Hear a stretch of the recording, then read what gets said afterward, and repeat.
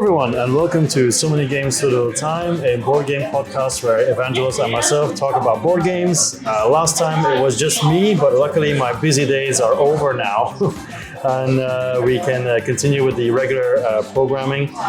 We're at a Starbucks, so I hope the sound will be fine, but I think so. And today we're going to be talking about our top 2023 games. So games only released in 2023. And it's a top 20. And the 20 to 11 we'll do rapid fire. And then the last 10 we'll do slower. Right? One more time. Okay. And after that, we'll also talk about which games we haven't played and which should probably be in there. But, you know, so many games to little time, you know. So, why don't you start it off? Or? Okay, it's number 20 because it's very similar to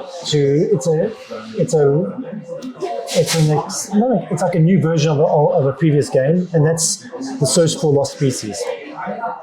Now, I've already played Social Planet X. Do you know the game?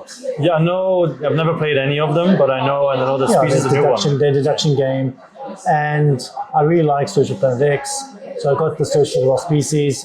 Theme is not as interesting as the other one, as the Search for the Planet, but it is a better game. There's player powers you can buy. There's moving around the board. It's more interactive in that way.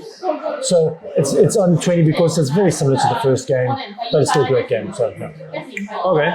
My number 20 is, I had to make some changes because I had Shadow Kingdoms of Valyria on 19, but it's Riftlands. It's an expansion that I haven't actually played yet, so it's invalid. So now I'm going to take a previous one. And at number 20, it's Age of Comics, The Golden Years. A game which I thought was okay. I mean, like it's the 2023, it's 20, so it's not up there.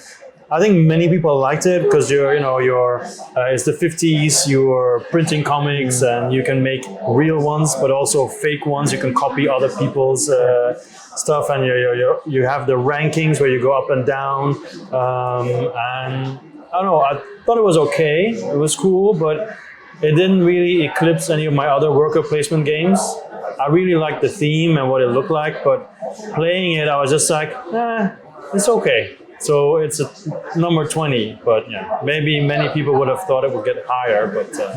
Because you're really looking forward to it, weren't you? Huh? You're really looking forward to it, weren't you? Yeah, because the art is really cool, really nice, but then gameplay-wise, I thought it was a little bit limiting. Is it the kind of game that would need expansion to get better, or do you think it's just the game is not that great? Maybe, but these days I have no patience to wait for expansions. It's just like, okay, no. Next. So I think it's good, it's decent, but I think I've got better ones, so okay. 20. Well, my number 19 is a game, I don't know, I've only played it once, and it's called The Last Kingdom, which is a movie? It's based on the TV series. A series. So it's a Boots on the Map game. It's got a very interesting ideas that you don't control one army, you control multiple armies. It's all about influencing the different armies, and you trying to build up points that way. So there are many parts of the game I actually really like, which I found very interesting, and a very interesting dynamic on the table. Firstly, it uses stills from the film, from the TV series, which is awful. You know, we all hate that, right? Yeah. You know, we are a bit of snobs when it comes to art. That's the one thing. And it could have just been because it was the first time we played it, and we don't know how the nuances of the game, but we weren't able, it was difficult to do certain things. So I don't know if it's a game that is the problem of the game, or simply we didn't know how to play the game properly.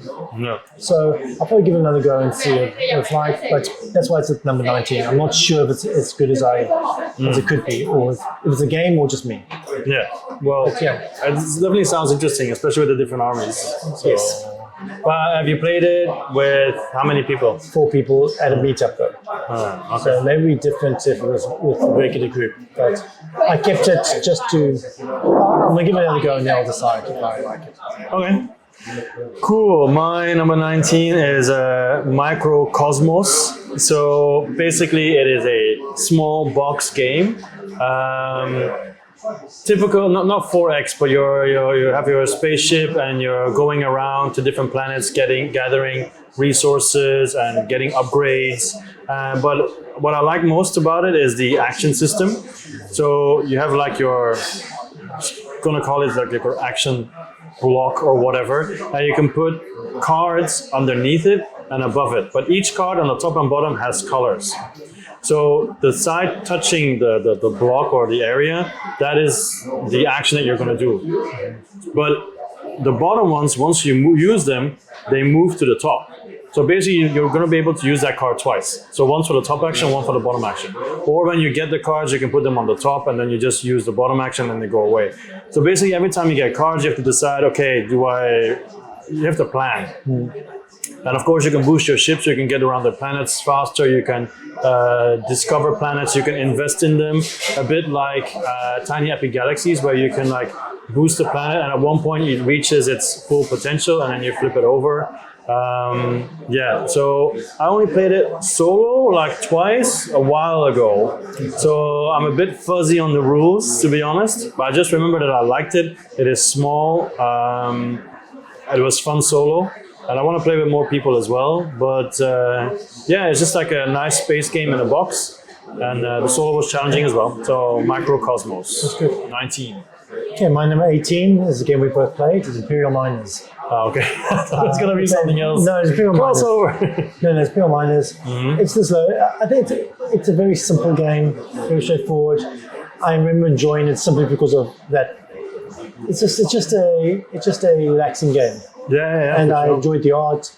It's just slow because it hasn't got that much depth to it. Mm-hmm. I don't know how much replayability it has but I think it's a game I like to have in my collection. You just pull out and just play every now and then. I think it's also a very good solo game. Well, I have Imperial Miners at 13. So when we reach 13, I'll talk about something else. So Imperial Miners, I have it a little bit higher, but the same reasons as you. Yes. Like I know I can have people over who normally don't play games, and I can play it. The components are very nice. The art is charming. Yeah, and I like the tracks, so you can jump from one track to the next and so on. It has some very clever mechanics. Yeah. And I think with expansions, only get better with more clans and things like that. Yeah, I haven't played any of the other Imperial games. Because of this one, I actually kind of want to try them because they're deeper, right? They have more depth. Yes. So. Yeah, and building as well. Yeah, and I like the fact with Imperial Miners, you're digging down. So every time you put a card, you get to do all the top actions again, and the visual aspect. It's a very clever little game. No. Okay. That was 18. My 18, you're gonna be disappointed, I think. Is Barcelona. It's much higher for me. Yeah, so for Barcelona, I mean, I don't dislike the game, but I guess it's similar to a feeling I had with Age of Comics.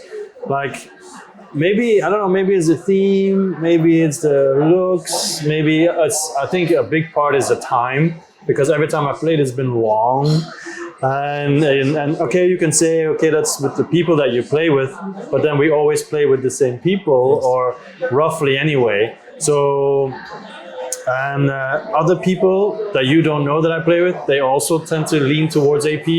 So I just need to have more friends. But I would argue that usually be 90% of my games are 90% of the Euros I have. Yeah, true. With the Barcelona, I don't know. I enjoyed it solo, but I never really had that feeling like, okay, I want to do another one. You know, it's just like this was okay.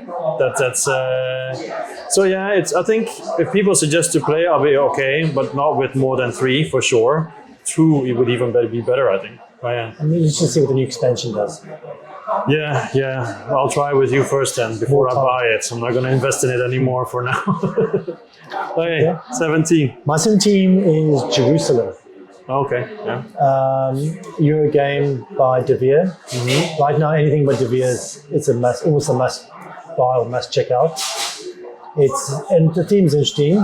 It's set in the biblical times. But it's also a very interesting card laying game. Just do your actions. There's a kind of area control in the middle with the Last Supper, collecting resources and moving. I find it a very good, interesting little game. Not a little game. It's a midweight Euro. Yeah. It's a good looking game, an interesting theme, and I don't say it was a quick fight and say much more, but it's a kind of that lights that just below heavy. I mean, medium weight heavy Euros. I like heavy. Okay. Have you heard of it? I've heard of it. I can picture the cover, but I wasn't specifically drawn to it. But then again, you know, it's, I don't know when it came out. It's like end of 2023, no? Earlier. So yeah, I don't remember. I don't know. I think I like SMGSLT. Is it from the same people who did like Ezra and Nehemiah and so on? No, it's by Devere. They're the ones who did White Castle. Oh yeah, okay. I think I'm mixing both of them up. I'll look it up later. I have no idea. My number 17 is chicken. So basically, I think chicken's been in Barcelona. Yeah, it is. It is. It brings me more joy. There's no other way to put it. Because basically, chicken is the same thing as zombie dice, but different. So you just roll dice and you try to get as many chickens. You avoid foxes and you try not to bust. But I can play it with anyone. I played it with students. I played it with friends. I played it with family. I played it with kids. It's always fun. Because the cool part is like you roll like 4 regular dice, and if there's an egg, then you add more colored dice, which are more dangerous. And then you can pass it on, and then because you only roll twice, you don't keep rolling, so it goes around very fast. And then the next player can get all those dice, could be potentially 12 dice, which of course is very dangerous to roll 3 foxes and die. Then they can chicken out, but then they lose points, and then they go back to the basic 4. But of course, you're always pushing people. Oh, come on! And I don't know. When I backed it was Kickstarter, I thought like I don't expect much from this, just for school, but I've played it with a lot of people and it's always fun. And yeah, in the end, it's about how much fun something gives you. And I'm sorry, but it gives me more fun than Barcelona for now. Okay. Number 16. 116 is World Wonders. Yeah. You played it? No, but I told you it's on my wish list and I almost bought it. And then you were like, I'm not sure. No, I actually did enjoy it really, and I did play it. And it's just for me, I think, I don't know. It's a typical tile laying game, and it's the push your luck auction mechanic of it is really, really smart. I don't know how much you know about it, but there are multiple tiles. So everyone starts with the same amount of money. Yeah. And everything costs money to buy. Yeah. But there's only one of each type of tile out every round. There's only one type of certain buildings available, and then you get the wonders. Yeah. And what's really clever is you got to watch your economy, your currency, to make sure you get what you want. You got to look at what you think everyone else wants to grab it before them, or can you wait a little bit longer to get something else first? And then you have the smartest mechanic is the wonders. So to get the wonders, which are these nice chunky wooden pieces, you have to have certain requirements to get it. Okay, but in order to buy it, the cost is all your money that you have left over. Oh wow! So if you want to grab it before someone else grabs it, it could cost you 5 gold, 7 gold. You start with 7, right? Yeah. Or if you play it right, you can only pay 1 gold. Yeah. Yeah. So it's all that push your luck, greedy element. It's pretty straightforward. It's not a difficult game. It's pretty straightforward, but it's a lot of interesting choices. A lot of the push your luck mechanic. Yeah. I really do like it. There's an expansion coming as well, right? Yes, which gives more wonders. Yeah. Now, the only criticism I have of it, which is why it's so low, is because the wonders only give you a couple of points. It doesn't give you the powers. That's what I remember. And that's what bothers me, is that it would be more interesting if there was more depth to the wonders itself. I can see what they did. By doing that would have added complexity to the game, and they wanted to keep it midweight complexity. Yeah. But I wish it did have that complexity. So, yeah, because I talked to you about it like right after you played, and I think that was the biggest point that you raised. Like, so that was like, okay, if it's not like a but I think with some of the people you play with, I think would be good. It's the right weight you're looking for. But if it had the Evangelos, the seal of approval, I would have bought it. But now it's still on the wish list. It does have my seal of approval. As I said, I wish it was heavier. Okay. But I don't think it's the game they wanted to make. I wish all games were heavier. Well, let's see if it ends up in your top 100 or not. I think it might be. Yeah. Anyway. My number 16 is Town 77. I think we saw it. I think I showed you at the expo last year because it's an Oink game. It was there. Okay, yes. I only play this solo. I don't play with other people because I don't see how much fun it would be. basically you have, I think, 49 tiles, and they all have different colors. No, they have a certain amount of colors and a certain amount of shapes, and you're basically trying to make a 7x7 town, but no shape, none of the same shapes can be in the same row or column, and none of them can be in the same color as well. So basically, you're trying to put as many tiles down until you bust. So it is just a super simple filler game that I can play at school or whatever, or other places, at home if I have like 15 minutes or whatever. And yeah, like in 15 minutes you can do 3 games. It's like bang, bang, bang, bang, bang, bang, bang, and it's just, of course, it's luck, but it's also, I mean, you have 3 stacks to choose from every time you play a tile. So it's not like you're just like one stack or whatever. So you do have choices, but it looks nice. It's very easy. I played it a ton, and yeah, that's why it's 16. Yeah. Those all games they can be the perfect games to take with me to South Africa when I go on holiday. Yeah, because it's super small. Super small, and I can pull it off at anyone when we go to the beach house or something like that. Yeah, all those one games, right? I mean, there's a bunch of them, but some of them didn't. This is the highest one. Okay, 15. My number 15 is the Fox Experiment. Yeah. And I think it's a 15 for the same reason for Wonders. It's a good game. I really enjoyed it, but it's not heavy enough in some ways to be the top 10. Yeah. But I don't know, I'm sure you know about the game. It's kind of a roll and write. It's kind of a worker placement. It's kind of, but you know, as you know, you roll the dice and you're creating these DNA combinations for these foxes. You create a new fox, you name it, and then you put up for auction. And then you next game. I'm not going to go into the rules too much, but it's midweight, accessible to most people, accessible. The theme is charming. It works well. As a great box cover too. Great, the art is great. Yeah. And it's sometimes a board game is good to be an activity as well. Yeah.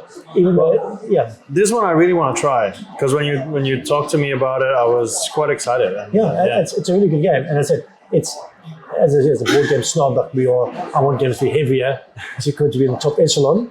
Yeah. But I think this is a good game, and it's a good game to have in your collection just to pull out. Also special, right? There's not a lot of games who do this. Exactly. It's very clever. Like the only other game that I know that messes with DNA is Genotype. Genotype, yes, but this is a roll and write game. Yeah, exactly. So you're writing and naming naming an animal, and you do it, and then you also have interesting mechanics. The drafting. No, I think it's a very clever game. Again, I would like to be heavier, but maybe a suspension in the future. Yeah. Who knows what is next in the experiment? My number 15 is Get On Board, Paris and Rome, which we both tried at the expo. And since then, I've played a number of times, both solo and with other people. People always like it. People always have the same negative comments about it, that the colors are not bizarre. Yeah, not the colors of the lines, but so basically you're going around Paris and Rome and getting like is it a bus route? I'm not sure, whatever it is. No, it's an MTR. It's MTR. Train, yeah, an MTR. Yeah.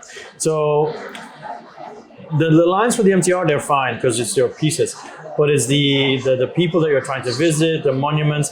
The colors are very similar. Especially the partners. Yeah, the partners are different shades of pink and purple. It's like so they don't want to be gender non-conformist, but still it makes it more confusing. You can be gender non-conformist in a different way and make it more clear.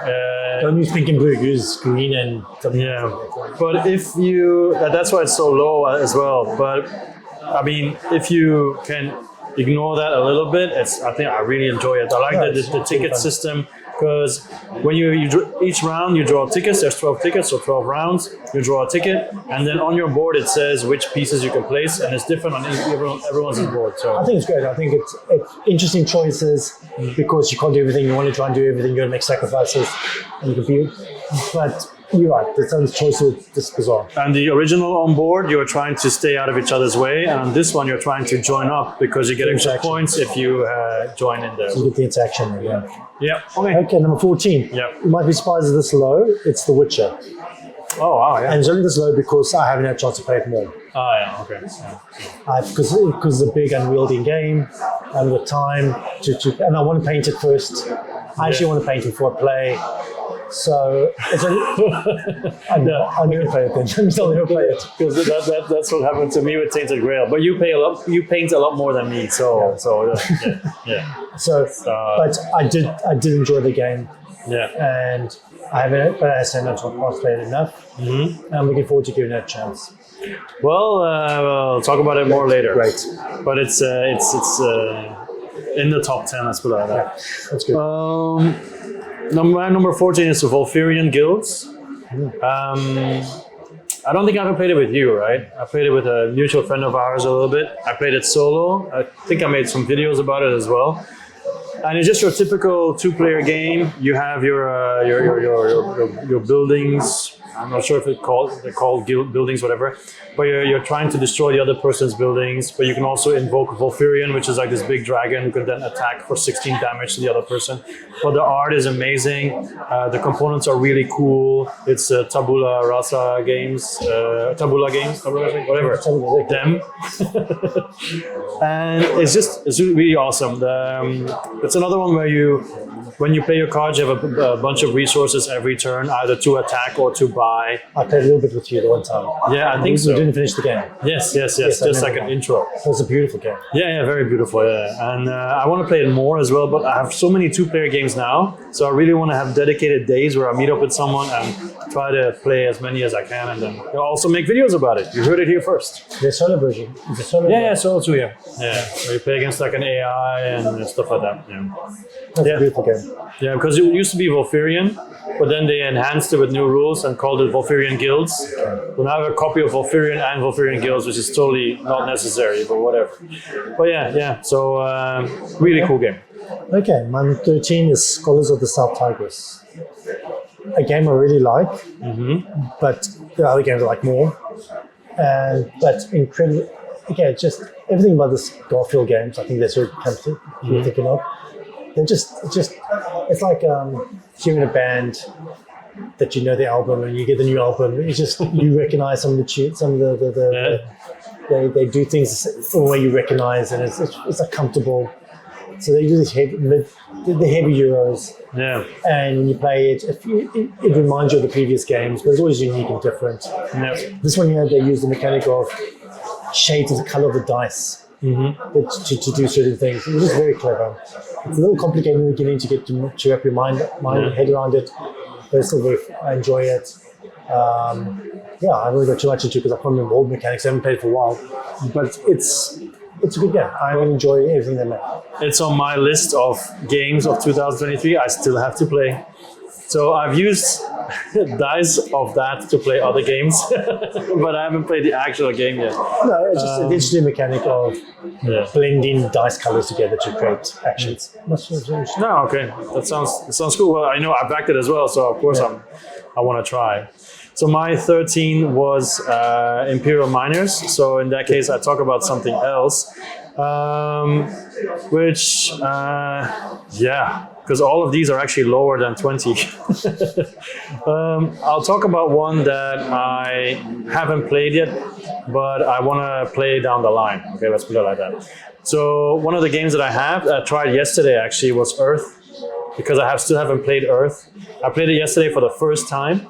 I enjoyed it, but I played it wrong, or a couple of things wrong. Solo, yeah. So I want to try again. It's not in this list yet because I played it once off. I think it would definitely be in a top 10 because I enjoyed it, but I definitely want to explore it more. It's on Board Game Arena too. Yeah, I know. I noticed today as well. So I was like, okay, I've seen it. I'll explore it more there. But yeah, so we can skip my 13 basically. Okay. What's your 12? Evacuation. It's a crossover. My 12 is also Evacuation. No, I really enjoy it. I think it's on 12 because I don't think I'm that good at it. I don't think I'm very good at it, but I really do enjoy the mechanics. What do you think about it? Actually, the more I think about it, the more I think I might have to get a copy, because for the people at home, Evangelos has a copy. I played his, I borrowed his, I made the videos with his. And I was like, my initial reaction was, it might be too samey for multiple plays. But then I'm like, actually, the game is good. So I don't even care that much if it's samey, because I used to always hamper on about replayability. But often we play a game four times in a year, 2 weeks, and whatever, or a year, even. And then, what is the point of replayability if you never actually do it? And I like the theme. I like the choices you have to make. The boards that are different, that are like shaken up, it's fine. But that one can definitely, we've said it before in the review, I think, it can definitely benefit from an expansion just to have more technologies. I totally agree. Yeah. And also maybe more diverse different player powers. True, yeah. I agree. And maybe new maps. Yeah. We will find out different planets. Yeah, because we didn't even play with all the modules. There was one module that we haven't played, one that you put on the side where you have like lines and everything. Yes. That makes the puzzle more tricky. Yeah, I really enjoy it too. The theme just from having a dying planet and bringing it to a new planet. And so it's basically you start with the engine, you destruct that engine, deconstruct the engine, build a new engine. Yeah. But there are certain steps that I feel you always have to take first. Yeah. So, but yeah, it is what it is. Like I said, it's 12 for both of us. It's not a top 10, but it's definitely a good one. But I think it was, I think anything about Suchi, the designer, is good. Yeah, it's such a good game. Okay, my number 11 is definitely not on your list because I know you don't like it, and that's Rats of Wistar. No. I didn't even put it in probably. I think it's a good game. I did. Did you? Oh, I didn't. I think it's a good game. Thought I did. I do wonder about some of the cards are balanced, which is why it's an 11. Mm-hmm. But I did enjoy the theme. I enjoyed the mechanic of the rondel, the actions, putting the workers to get the strength. I still think it's a good game. I think I played more. I think for me, when we played, I don't think I was in the right mindset. No, plus sometimes when you play against those other two who are better players than us, let's be honest. True. They can sometimes make us feel. True, but I think I mentioned that too. I also wasn't a big fan of the theme. Like I wasn't excited to. Yeah, I grew up with Rats of Nymph and the cartoon, right? The cartoon, the comic, and the book. I read the book too as a kid. Yeah. So I was drawn to a theme. I think it's a nice thing. It's a unique theme. The art is pretty. Because like mechanics-wise, I think it's a good game. We really have to make. But it's also a game that if you make the wrong choice, it punishes you. Yes. Because other people will then do it, and then you have to really wait a long time. For example, if you really need stone or something, and you made a wrong decision, and suddenly that spot is gone, good luck. You're gonna have to wait. Sometimes you want that tension in a worker placement Euro game. Yeah. I think the only thing is like when we all want to play, our mutual friend, he found a broken combo. Yeah, but he always does that. He always does that, and that does spoil the game. Yeah, that's true.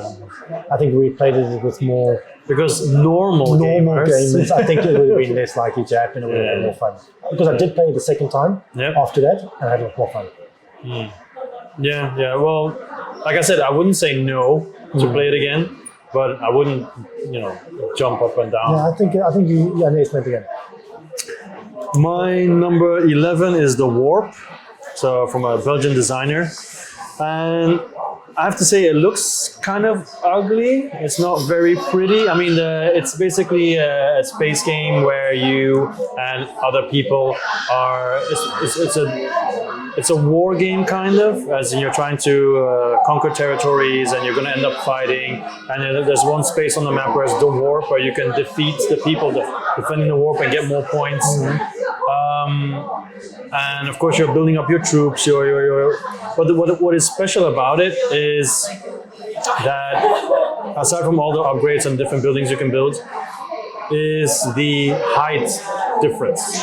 Like the whole map has different height difference. So if you're attacking from up high, you have a higher chance of defeating the people down low because it's basically a multiplier. Because you're going to roll dice, but then the height will multiply the dice. But then there's ways to terraform the area. So to make it, and of course then you add your troops to have the more effect there. And I say it's not pretty because it's very it's an alien world. It's kind of drab. But then the alien factions are cool. And what I like about it is when you play, you're basically taking two alien factions and you're banging them together. So you have two different abilities that you will be using.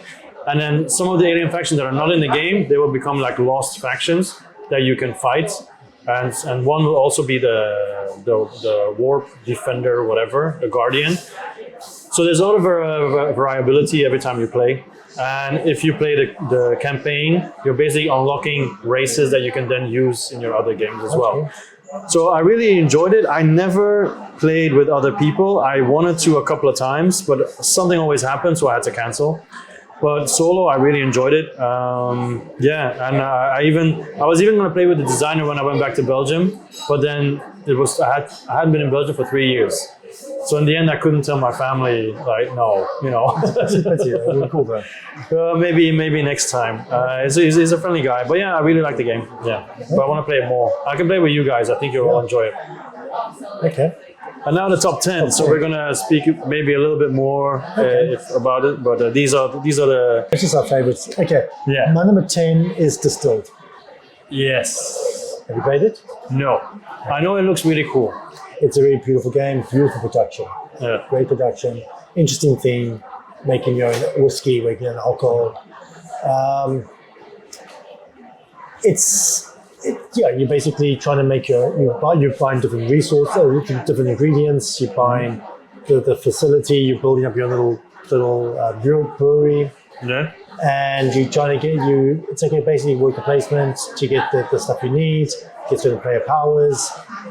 But the best part, one of the most interesting part of the game, but maybe it was its weakness, which may be why it's 10, is the pushing luck mechanic. Mm-hmm. Do you know about the pushing luck mechanic? No. So what happens is you have this formula to make alcohol. Yeah. Okay. So say you want to make a whiskey, you need so much rye, so much sugar, so much water, blah blah blah. Mm-hmm. So you get the cards and you make a deck. And what happens is you shuffle the cards. And then you take the top card off and the bottom card out, and you take it out the game, out of your production. Oh wow! So they call it the Angel Plus. I can't remember the name, but what happens is sometimes you get the top part that they skim off, the bottom part is stuff they throw away, right? Yes. So you got this middle. So you got to sometimes overcompensate. So say you're making one alcohol, say you're making this whiskey. Yeah. You really need 3 rye to make it work. Yeah. So you put in 4 or 5. So you put in 5, so you might, or maybe just you push your luck. Yeah. Okay. So the problem is if sometimes you'll get certain cards back, and you're okay, what can I make with this? And you look at it in your form, like, okay, I can make this alcohol with it. Yeah. And if you can make nothing, you just make moonshine. You make they serve students, whatever, right? Yeah. So it's this push your luck. It's fun and thematic. But it's also push your luck. And for a heavy euro, not heavy, for medium weight euro, luck can also be kind of swinging. Yeah. Like sometimes you just get hosed.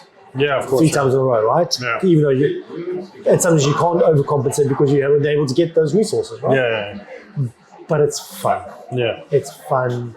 It's rewarding to get it right and to push your luck and get it right. And it's fun to see other people get it wrong. Exactly. And then you get yourself, you can also buy special bottles to put it in. Yeah. And then you can also like store it in a barrel to make it age and make it worth more points. It's a really fun game. It's a really good game. I think you'll enjoy it. Yeah. Well, it sounds cool. Yeah. And again, beautiful production.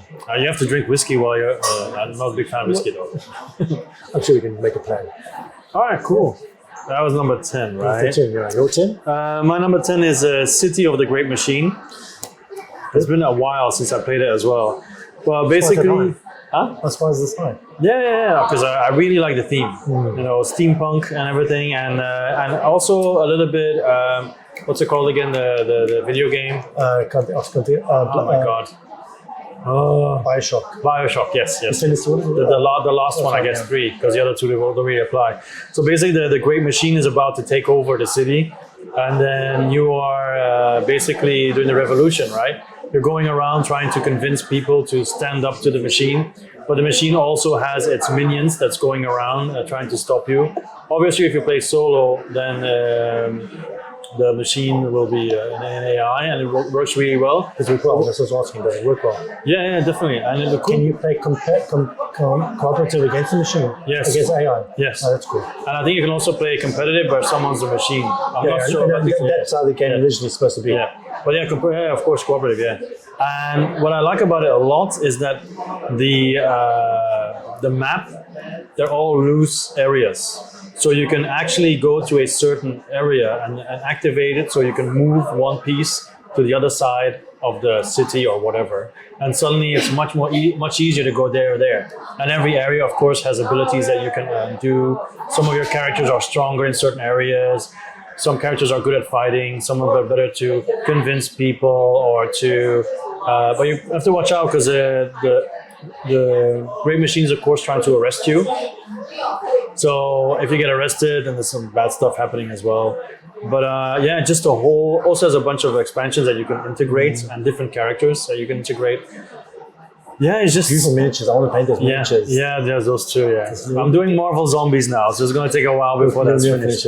But yeah, once again, once those are painted, it's going to look even better. Yeah. But I really enjoy playing it. There's videos on it as well. Have you managed to beat it? I think yes, but turns out I wasn't playing correctly, so it's kind of like a cheat win. But it's definitely doable. But it's also push your luck sometimes, because if you're convincing people to rise up, but then you don't want the agents of the machine to be in those areas because then they might get arrested and and stuff like that. So it's kind of like keeping those agents out and trying to get them to rise up so you can lock an area. But then the Great Machine can also do like a crackdown where they go in a certain area with all of them, and then yeah, I wasn't glad I got it. It's a great game. Yeah. Okay. My number 9 is Arborea. Iberia? No, I can't pronounce it. Arborea. Yeah. Yes, Danny Garcia, the same. Oh, I really want to. That's with a very colorful board. Very colorful board. I really want to play that one. Yeah. It's beautiful production, very beautiful looking game. A little busy. The board can be a little busy because there's so much color. But there's 2 parts of this game that really stand out. The first one, let me just go for the first one. Okay, let's go for the main mechanic first. Is you put your workers on a spot, and then on these boards they keep moving over time. Yeah. So every time someone goes to the spot, it moves forward, and you can always jump off at any time and then go through this path and get all the resources to the path. Oh, nice. But the longer you wait, the better the rewards that come later. So you always got to wait. Should I wait? Like Tolkien a little bit. It is like Tolkien, that's right. So it's all about should jump off now and get the rewards or hold back. So how many workers do you have then? You have a few. I can't remember now. Offhand. So you have quite a few because there's 4 different tracks. Yeah. 5 with the expansion. Or no, actually might be more. There might be 6, and there's it's actually 2. I think it's like 8. Anyway, it's a lot. But you choose 2 tracks, and there's an expansion has the bottom 1 too. Yeah. So you get lots of workers. I think you have quite a few workers actually. Yeah, because otherwise you can't see on the path for too long. There's 6 or 7 of them. But the point is that interaction of waiting to wait. And what it was actually, no, there's one path, but you can jump off on 2 different sides. Oh, okay. And 2 of them. So when you go to the bottom path or top path. So again, there's also that decision of where you want to go. But you're saying that you only move forward when somebody else goes there too. You move when you put your worker down. Yeah. You move it forward. Yeah.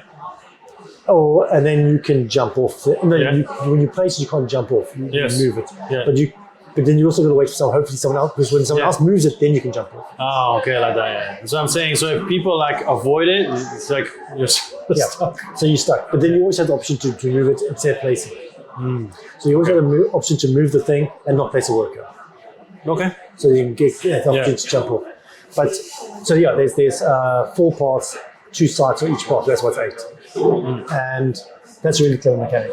But the other one is what's really great about the game is that it has non-aggressive interaction. Some of the best non-aggressive interaction I've ever seen. And the one really clever one is the resources. So during the course of the game, you collect resources. And if you collect the resource, you can spend it for whatever reason, for contracts, whatever. Yeah. But if you choose not to spend it, you'll get victory points. Oh. So as it goes up, it becomes more valuable. Yeah. But then you leave resources for someone else to use later. Yeah, okay. So you get points, but you also help in the economy. Yeah.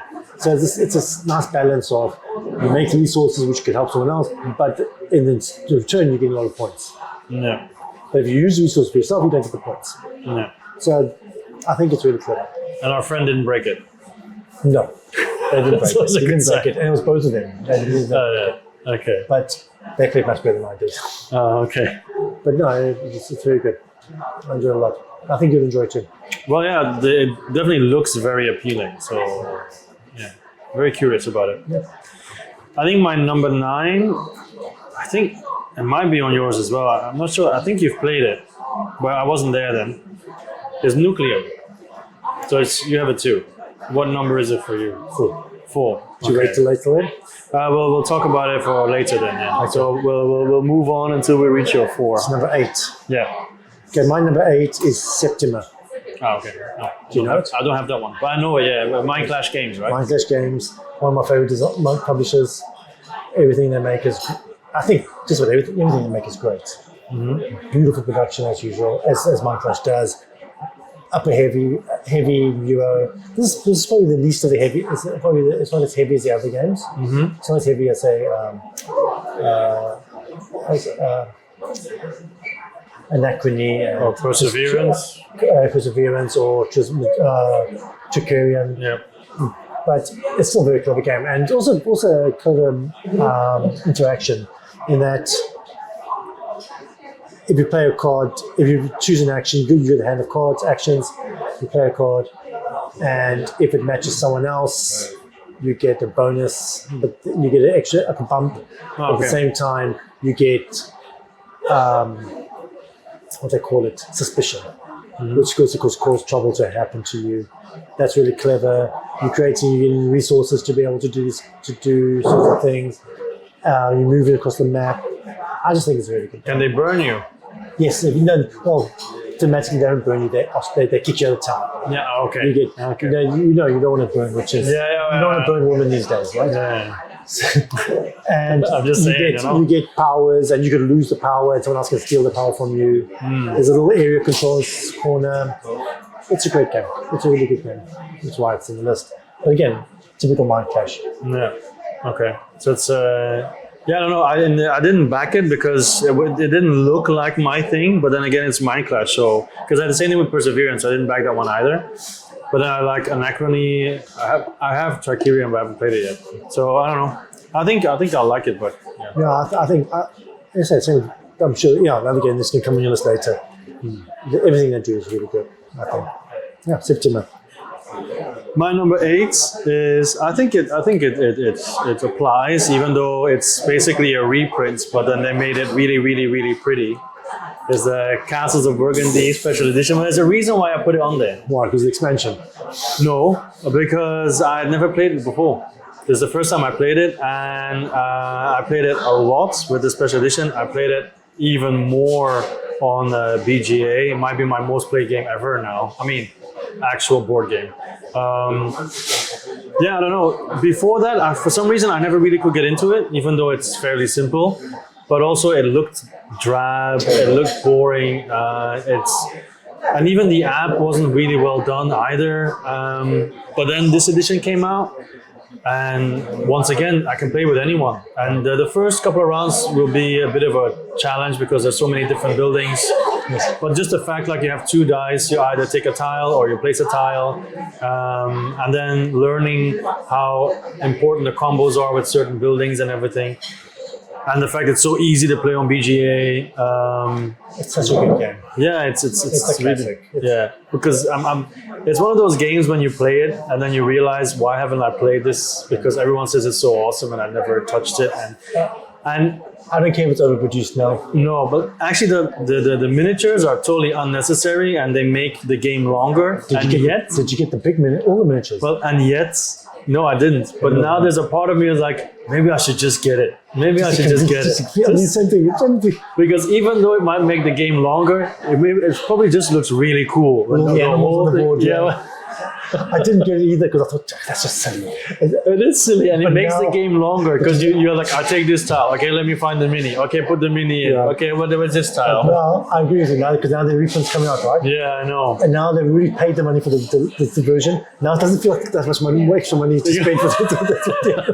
It's like, just got cheaper. It's just cheap now. Yes, you can do installments over 2 years. Yeah, so but even though you know it's gonna make the game worse because it's gonna make it longer and more fiddly. It looks so cool. Yes, if when painted, yes, I'm sure it will and be. And see all those little sheep running around. Yeah, exactly. Does it fit in the original box? I don't think so. I think it's a separate box. I'm pretty sure there's no space in the box. Okay. Yeah, so it's a separate box. It's already a big box. But yeah. I'm really thinking about getting stickers for the acrylic tiles. But I don't have the acrylic tiles. I didn't want them. I think acrylic tiles is more important. Well, yeah. Now, if they with stickers, then I might be tempted to get them. No, but before that, on Etsy, get them on Etsy. but before that, there's no stickers, right? And then I like the fact that you can just flip it over, read it. It's so much easier for new players as well. But I think they can get the stickers on Etsy now, which I'm probably going to do. Yeah, maybe later. I think the acrylic's actually better than the miniatures. Probably, yeah. Like I said, the miniatures, they add no value other than, oh, it's pretty. But No, it's a good game. I don't think it should count for this list, but it came out. Okay, you're number 7. my number 7 is White Castle. Yeah. I still haven't played it, no. I don't have it either. It's a really good game. And that Devere too. It's one of their small box editions. It's a very clever game, very pretty again as well. The interaction is very good. 9 turns, right? Yeah, that's the problem. Very few turns, and I don't know. It shows what you can do with a small package. You can still make this good heavy Euro. With a small box. Many men will be very happy to hear that. Well, yeah, maybe sometimes the two of us know would be good. Size doesn't matter. You heard it here first. Pretty maybe, but yeah, but it's just a very pretty game. And again, it's just that pushing to only 9 turns, and what do you do with your dice when you work? The decision making is really good. Interesting decision making. Yeah, But is it something you think? Is it better solo or more people or what? more people More people. Okay. because you want the interaction, you want that tension, you want to work with what's happening. Okay. No, I think. Yeah, I think But it looks very pretty too, with the bridge and everything. yeah, the little bridges on the side. It's a mission to put it back in the box. Oh, It's to put it back in the box. it's a game within the game. Maybe so the box is too small, actually, a little bit. It's sometimes you think so, yeah. Especially like, yeah. But I think it's really good. I think my number 7 you will have on your list as well. Apparently higher. Like I cannot imagine it's not in your top 20. That would be sacrilege. It's Nova Roma. It's my number 6. Ah, yeah, number 6. Okay. Actually, it's still right now then, yeah. Yeah, let's talk about it now. Yeah. So You still haven't got it, have you? Yeah, no, I haven't gotten it yet, but I ordered it at Miniature Market and pre-order. It's been on Amazon now for ages, and they still haven't gotten their order in Miniature Market. But I sent them an email not long ago, and they adjusted my address because I moved. They're like, okay. So, okay, I'm just going to keep waiting for a bit longer. Did you cancel it? It's still on Amazon? Technically, yes, I guess, but I think I'm just going to send them an email saying what's going on. But yeah, anyway, Nova Roma, awesome game. The way that you choose your actions. I've already once again forgotten what they're called. Patricians? Patricians, Yes. yeah. You put your patrician, or those the guys that you collect and use? I can't remember. Yeah, anyway, the big guys, you put them in the middle, and then basically you got 8 actions, I think, 4 to 4. And then you put them on that grid, but there's also the Emperor who always to block it. To block it. Yeah. But the Emperor also gives you +1 power, no? In the Yes, land as it blocks well? spot, but it blocks one spot. Blocks 1 spot, yeah. So basically, you're always going to be able to do the action where you put your guy. But if you put one guy down, you only have 1 power, unless he's next to another one of your guys. Right, You got yeah. 2 power. Yeah. So the Emperor gives a 1+. Yeah, and then it's just so cool that you always have to adjust to what other people are doing. Exactly. The interaction is amazing. Yeah. It's very similar to Trajan. I think we played Trajan. No. I think it's probably cool in that there's so many different things going on. Yeah. Lots of different plates to spin. Yeah. But that sentiment, that action selection is stunning. Okay. It's also similar to Barcelona, technically. Yes, the good choice. Yes, but then this one is, I think, much more contained and maybe easier for my brain to understand. Let's put it like that. I don't know, but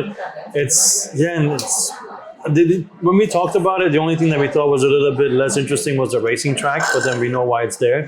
But just the fact that I don't even care everything around it. I just like the action selection system so Action much. selection is so clever. Just like how Rurik, the action selection makes the game. Same designer. Yeah, so I like that kind of stuff. I really, really do. And It's very clever. even if you end up having like a shitty turn, it's still cool. I mean, No, and I said it just brings out interaction. yeah, That tension of should I take it because it's so juicy? And the info makes you greedy. You don't do the moves just because you want the actual thing, or you want to block someone else from doing that action. And also, player turn order is important. So important. Yeah. And plus, the first person gets to choose where to put the info. That's two options. Yeah, 2 options. Yeah. No, it's a great game. And it's also, if I go there, then he's gonna go there, and then I'm screwed there. So yeah. Great choices. Yeah, I agree. That's my number 6. Yeah, I didn't expect it because initially I didn't back it, as we said, and then I really regretted it. I'm happy I was able to get a copy after all. Yeah, and I think we'll Eventually. Kondalski. I think everything he designs is worth getting. So far, yeah, a lot of hitters, not a lot of misses. So we were now. So that was my 7, right? So That it was my your 6. 6. So now it's my 6. My 6 is Europa Universalis. I thought it'd be higher. It feels a bit weird to talk about it because it was in my top 100 already. I thought it'd be higher than this. Huh? I thought it'd be higher. Yeah, but since then I haven't played it. But I recently moved and I ordered a new table. Well, I ordered my first board game table. It should be like 195 centimeters wide, length, and then 120 wide. So it's gonna fit.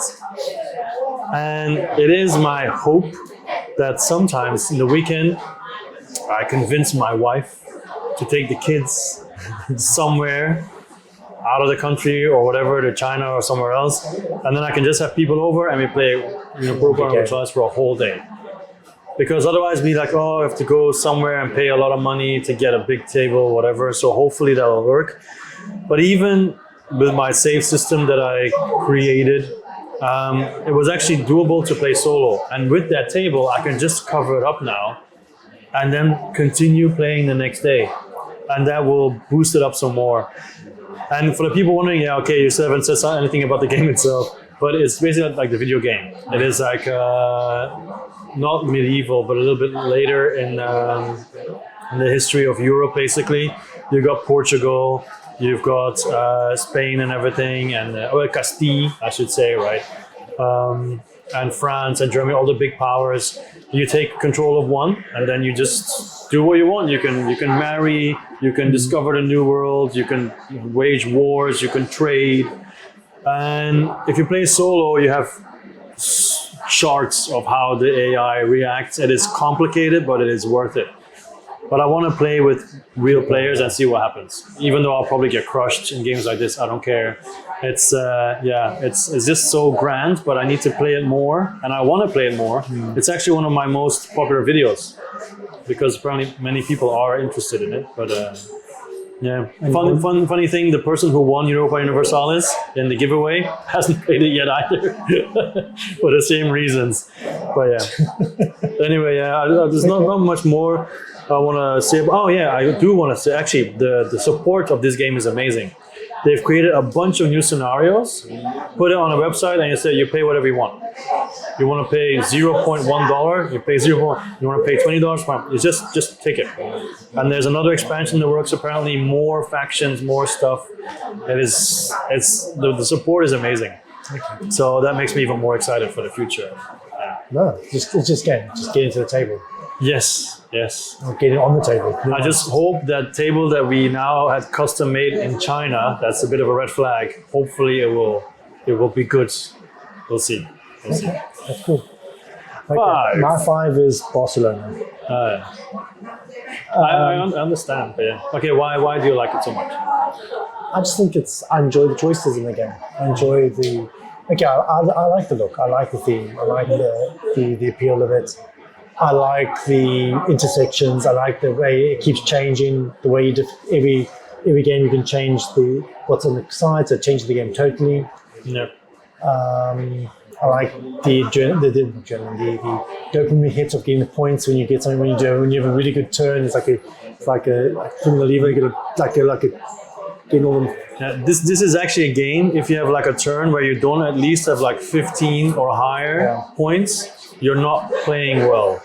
Because you're constantly like, 20 points, 17 points, 13 points. It's like constantly. And when you have that, but then also you're building up to that big turn. Yeah. And you know it's coming, and it's like hitting the jackpot on the. But the fact that you're building up to that big turn is also a negative because some people keep looking for that big turn. I don't know. I think it's cool because Yeah.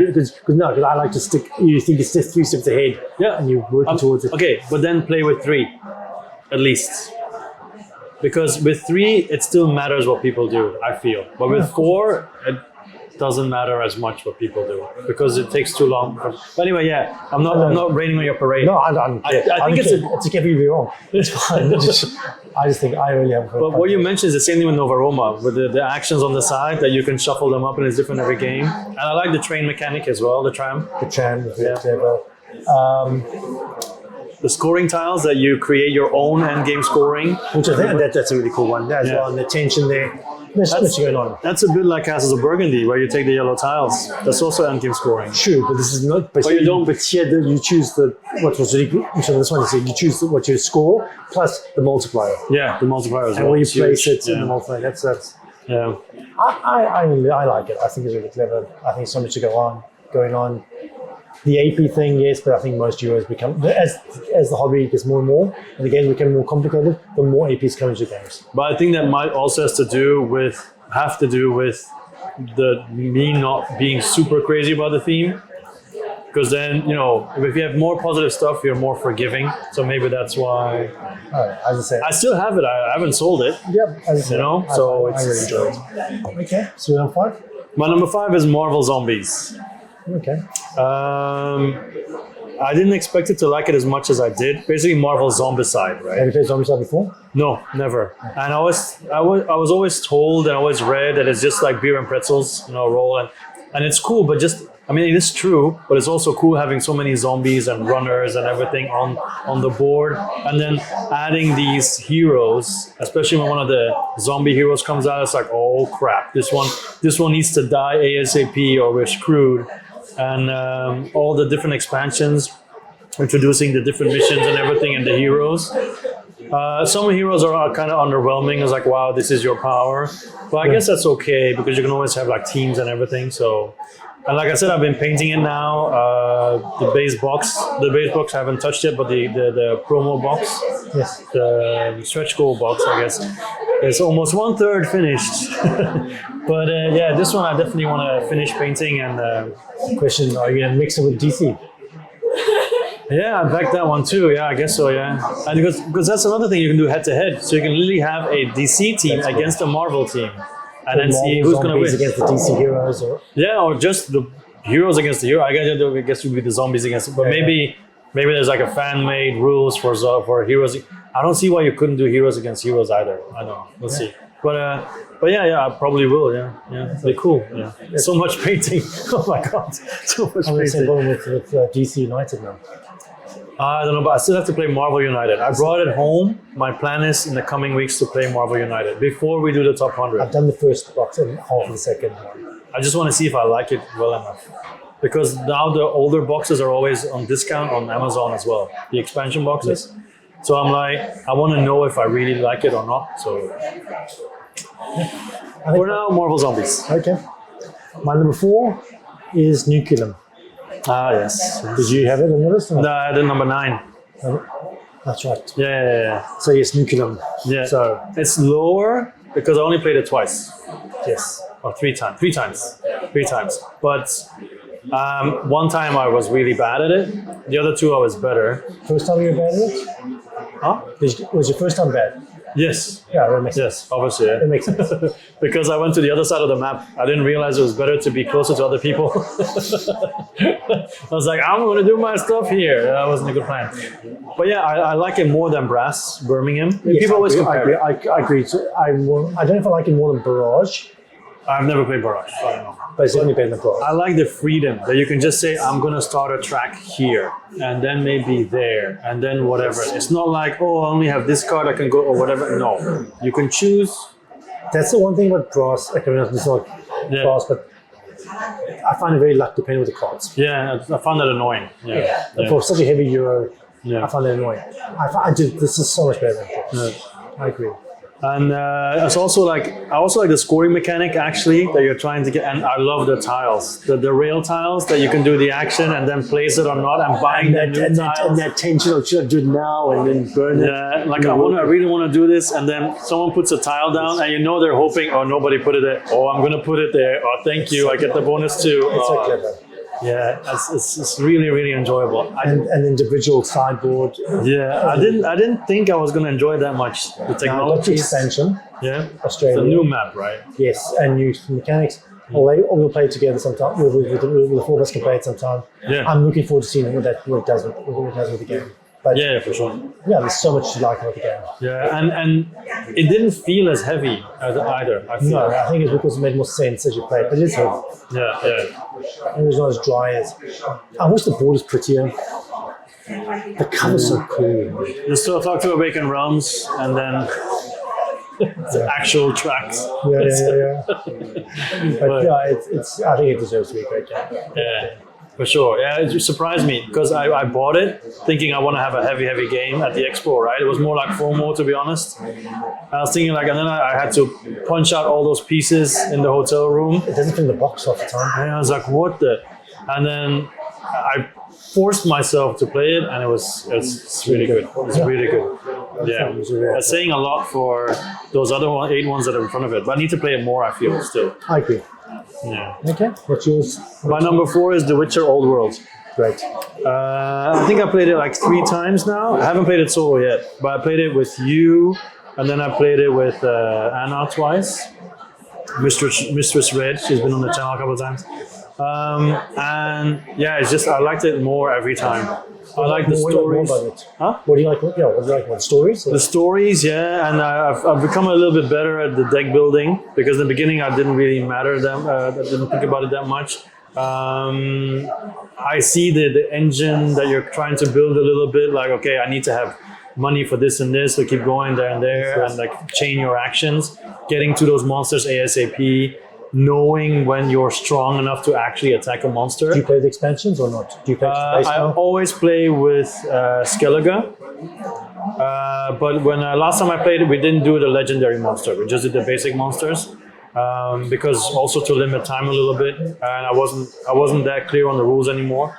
But yeah, I mean, in the end, I want to be able to play it with everything without a problem. Okay. Once again, with the table that I'm gonna get, it's gonna be easier to do because it's so nice. I want to play with the mages too. I haven't tried the mages yet. Mages, yeah. Me too. So yeah, it's so another Kickstarter or GameFound, I forgot which one it was. GameFound. That you backed, and I didn't.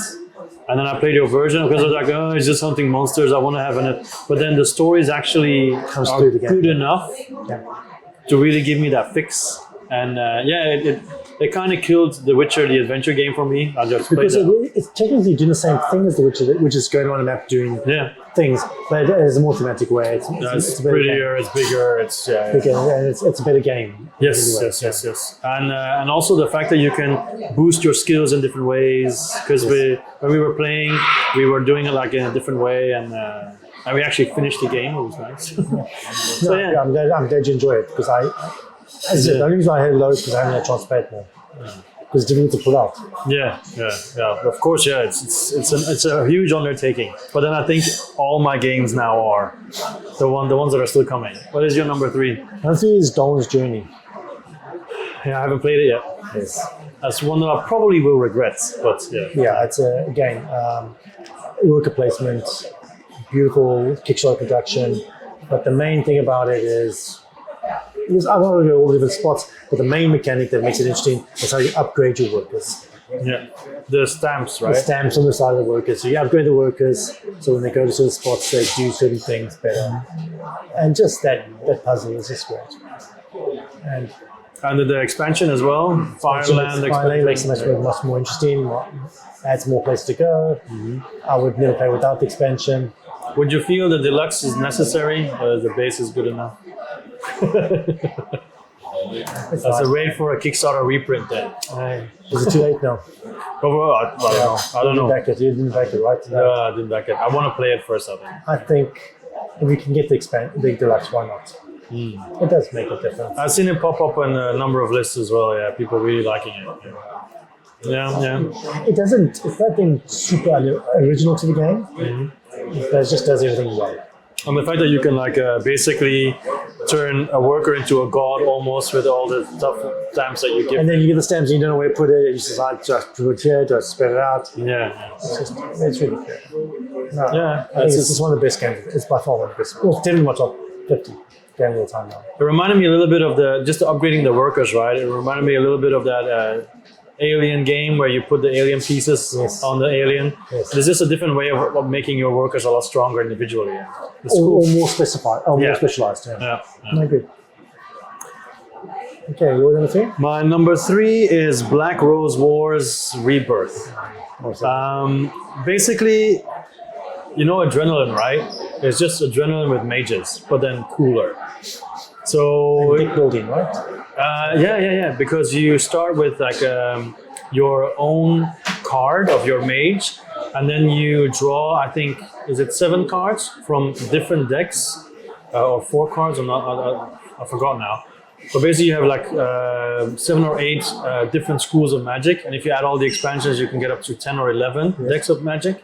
And then every turn you're going to choose cards from that, and you're going to choose which ones to keep, and so on. And on your turn, you're going to basically program your turn. You're going to put down 3 cards that have to be done in order. So the left spell has to go first.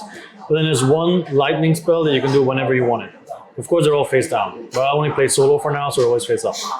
But some of these can be traps. Like, okay, this person comes into my room, this happens. Or when that person, stuff like that. You can summon creatures. You can have nightmares that you attach to another person that constantly hinders them. At the same time, you're not only fighting each other. There's also the Black Rose who gets points and everything. So that one is also trying to win. You get quests that you have to do. If you do certain spells in rooms, you add cubes. And when the cubes are all filled up and the spots are all filled up, the room flips. Because every room already has a power. But when the room flips, you all get points for whoever added cubes. So you also get points for killing people.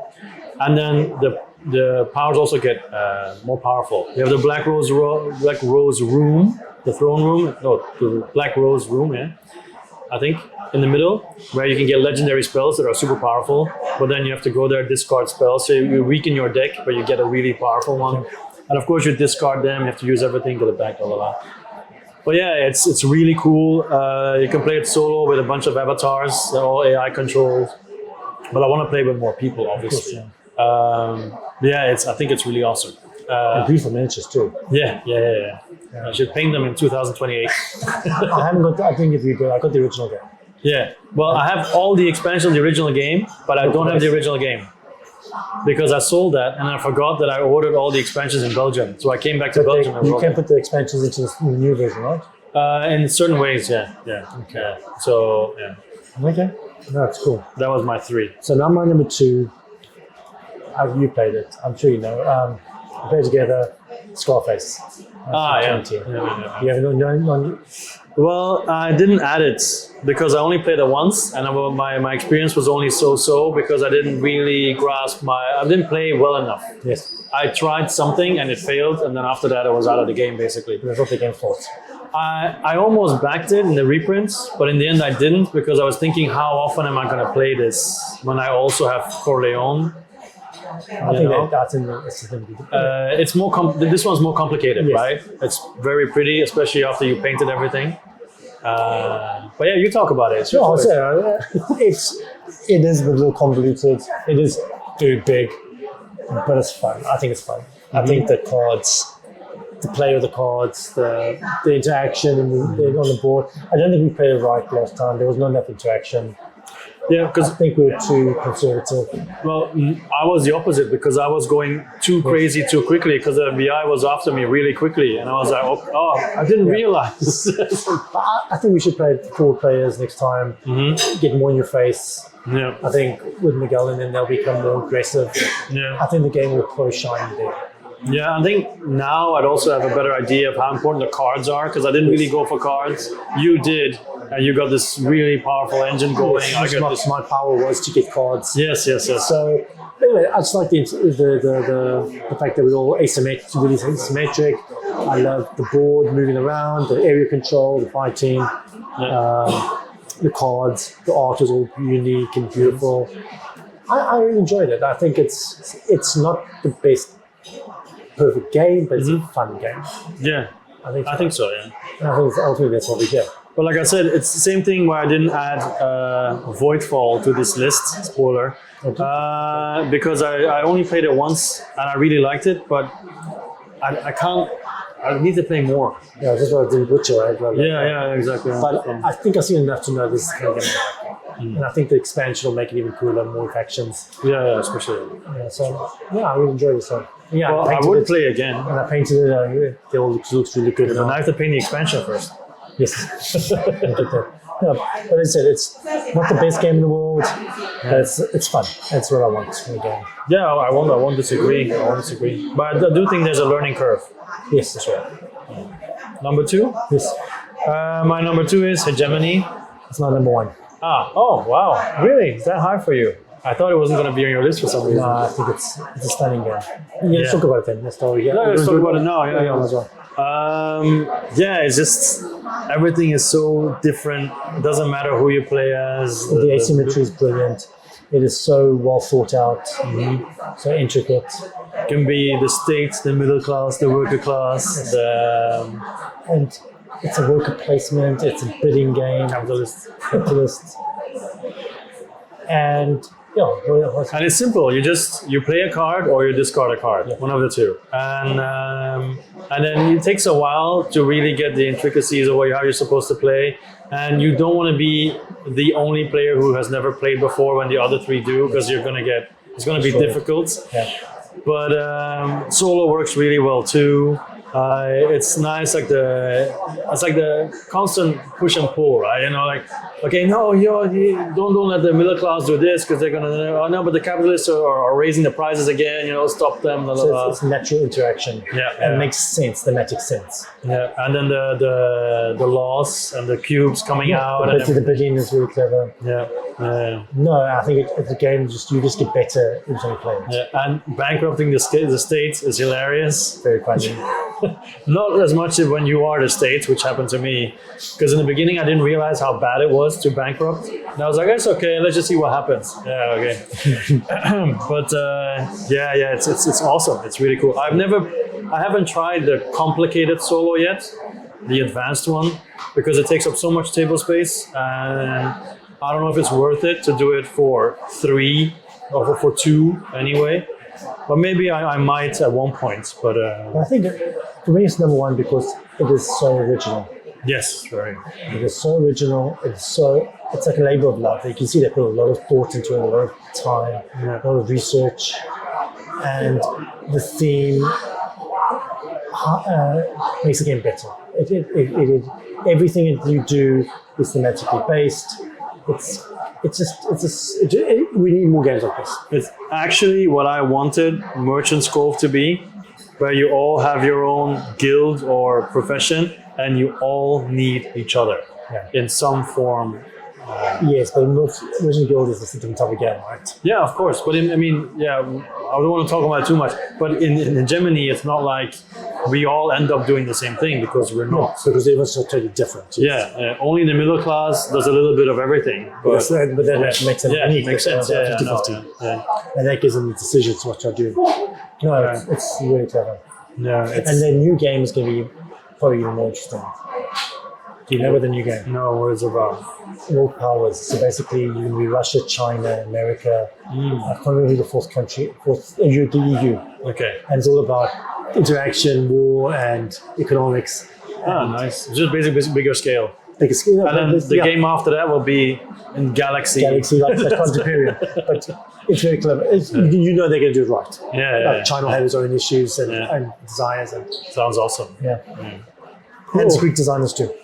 So that was your number 1. Yes. So you're done. Yes. What's your number 1? You played it. Which one?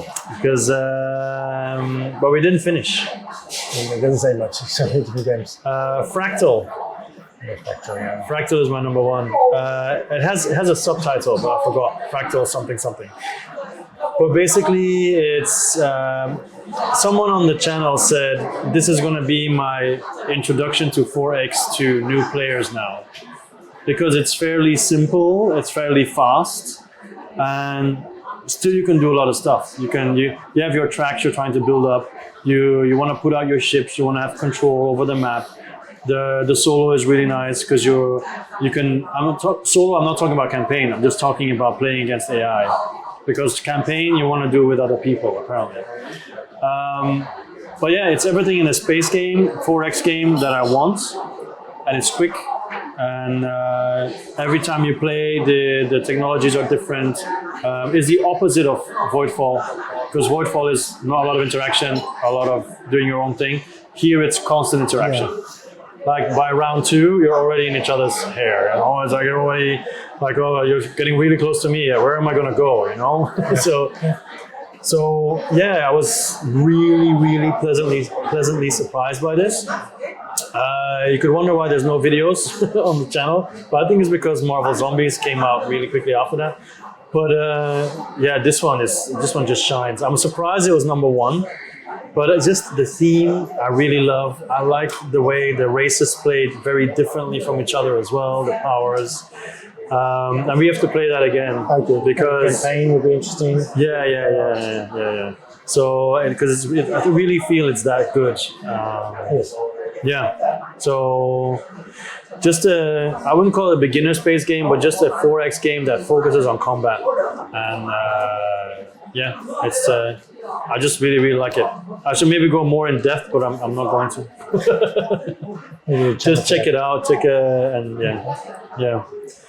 So very quickly, can you say, like, let's say 4 games that you want to play that you haven't played from that year? Actually, related time to yours is Lost Light. Probably the easy version of 4X apparently. Yes. I haven't had a chance to play it yet. I got it. I want to play it. I'm looking forward to it. Yeah, me too, because it has a rotating parts and everything, so everything always changes. And lots of asymmetric powers. Apparently always stops at 90 minutes, no matter how many people play. Yeah. So I think they would be well fun to play. To alternate, or to say all mine first? Well, let's alternate. I have Tamashi that I still haven't tried. Same here. You haven't tried it either? Which, Cyberpunk with the Japanese. I think it's a really good game. Yeah, I really want to try that as well. I've also got Kutnohara. Which I can't play because I'm waiting for you to come around. Because I don't want to play without you, because I know you want to play it. Yeah. I've been delaying it. Otherwise, I played it last month already. But hopefully next week. That's definitely what I want to play. I want to play Solar 175 because I backed that. I still haven't played it. It's also campaign and also space and companies. It's more like companies, not fighting. So also a lot of envelope stuff to open and stuff that changes. And okay, that's cool. One game that would definitely be, this is 2 games, but it was strange on Board Game Geek. The one is both from Simon. I got them both the same day. The one is Cyberpunk. Which is apparently based on the Godfather system. Okay, that's cool. I haven't played it because I'm busy painting it. I've just finished my 4th faction out of 8, and I still got to paint all the edge runners. But all the hired modes, whatever they're called, and the vehicles. So it's taking a while to paint. Yeah. But I really want to play that. But I want to play it when it's painted. And the other game, which I got at the same time, but it counts as Board Game counts as 2024, even though I got in 2023, and that's June. Battle for Arrakis, War for Arrakis, sorry. I painted that one. I played it. I really enjoyed it. It would have probably been number 1 on my list. One or 2 on my list if I counted it. But technically it's 2024. But that's a great game too. I already mentioned Voidfall, so there's not much to say about that. I also really want to try Tales from the Red Dragon Inn, because I've heard so many good things about it, and I have it, but I haven't tried it yet. Basically a more simplified dungeon crawler. And then Thunder Alley, is that Thunder Alley? That's a race game. Vendetta, Thunder Road Vendetta. Thunder Road Vendetta. That's 2023. I'm not sure, but yeah. I must check. I'm leaning 2023, I didn't see the list when I made my list. When I was looking through it, it didn't show up. Okay. Maybe I missed it. Thunder Road and Vendetta is definitely one. It would have been my top 20. Yeah. It's okay. Maybe not something. Chaos. It's fun. Mad Max. Yeah. Chucking dice. Table talk. Yeah.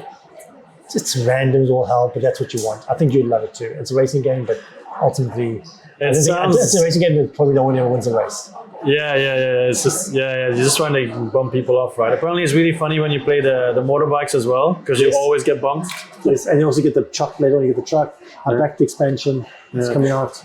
I know. I backed. Oh, did you back it? Good. No, just the pledge manager. So I haven't done anything yet.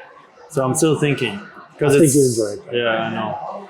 I also want to play Race Formula 90 second edition, because at one point I'm going to do a top 10 racing games, but they have to be racing games, not like Camel Up or whatever, It has to be. And I just like anything Formula One racing, like Heat and so on. So I really want to try that as well. I think the last one is a hybrid Disordered Cosmos, which is Greek mythology, worker placement, and What's it called? hybrid Disordered Cosmos. I haven't heard of it. It is a heavyweight worker placement game. Let me see. Here, hybrid Disordered Cosmos. It gets an 8.5 for now, and the weight is 4.20. So it's heavy. 4.2. And it gets an 8.5 after 500 ratings. So Okay. But it's from a French studio. It was also a Kickstarter. You're basically, I think, also Standees. Huh? Standees. Yes, it is. It didn't have doesn't have a couple of miniatures or something. I think it does have a couple of miniatures, but not all of them, I think. Okay. No, it has both minis and standees, if I'm not mistaken. Yeah, it has both minis and standees. It came with both. But it's like several boxes. It's like three or four boxes as well. Looks pretty. Yeah, but it's quite complicated. And once again, it came together with a bunch of other games as well, so I haven't had a chance to dive into it. That's good then. Okay, we talked way longer than I thought we would. It's an hour and a half. It's fine. Okay, so we've been gone for a while. So anyway, we'll stop here. Perfect. Thank you very much, everybody, for listening, and we'll see you next time. See you. Cheers.